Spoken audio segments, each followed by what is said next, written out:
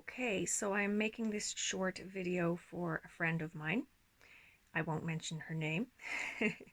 She's had a surfing accident and has cut with a fin, or rather the fin cut her along her cheekbone here, from what I could see from her bandage, very close to the eye.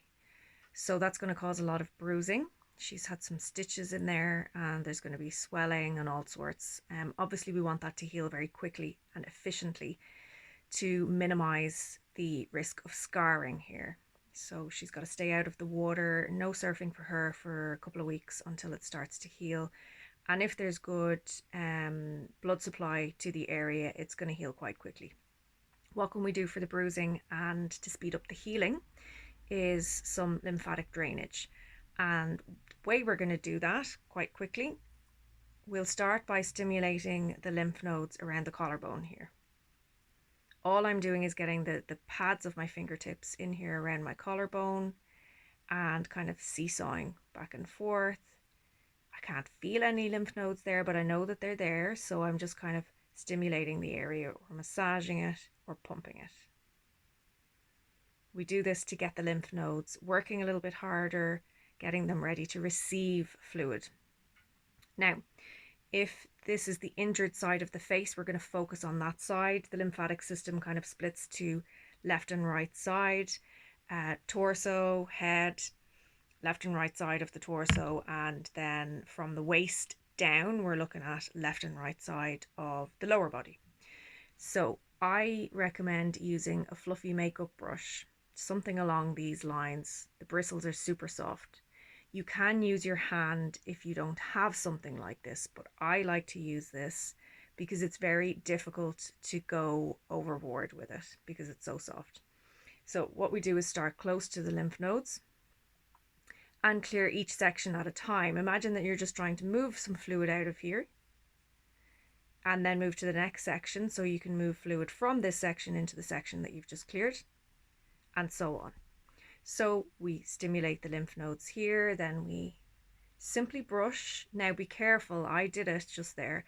Don't stretch your neck like this because you think you can cover more area, because when the skin is taut like this and stretched like this, you're not going to get any more stretch in it. And what we want to do is stretch and release, stretch and release, and do that repeatedly. You'll be able to see in your own skin, if you do this in a mirror, the skin very gently moving. There's usually lots of movement here, lots of stretch, elasticity in the skin around the neck here and into the face. So if you have a freckle or some sort of a wrinkle or a line, just watch how it moves when you sweep down, then let go and it pops back to where it was before. That's all you need to do, because what you're doing is when you stretch the skin, you're kind of pulling, for want of a better word, on the lymphatic vessels, and then you let go. They go back to where they were. Open the valves, they go back to where they were. And you're doing that repeatedly, and it encourages the flow of fluid. It's not anything that your body can't do by itself, but when you have excess fluid in the area or bruising, or it's blocked and it's not working as it should, it needs a little bit of extra help. So don't stretch. Make sure you have a bit of give here and clear each section. Sweep, sweep, sweep. Just watch that the skin is stretching. Release, stretch, release, stretch, release. Go to the next section. Stretch, release, stretch, release. This is amazing for blocked ears and sinuses, by the way. And I cover this in my online course if you're interested in learning more about the lymphatic system and how to care for it. We can go along the chin toward, oh look, you can see a lot of stretch there. Yeah, so you're getting lots of movement there. And I'm not applying much force at all, really. I'm just sweeping along and down. Now when we come to the face where the injury is, we've got to be careful. We don't want to pull so much that we open the stitches. We don't want to aggravate the area at all. So we're not going to go right up to this point. We're going to work below it. So we'll go out towards the ear. And you can see the movement. It's just a very light touch, but it is stretching the skin, and then the skin bounces back to where it was, then down again. out towards the ear and down. If you want, you can go right in to the nose, the side of the nose. But of course, look, you can see how it's already stretching the skin close to my eye. So you do want to be careful if you have a bandage there.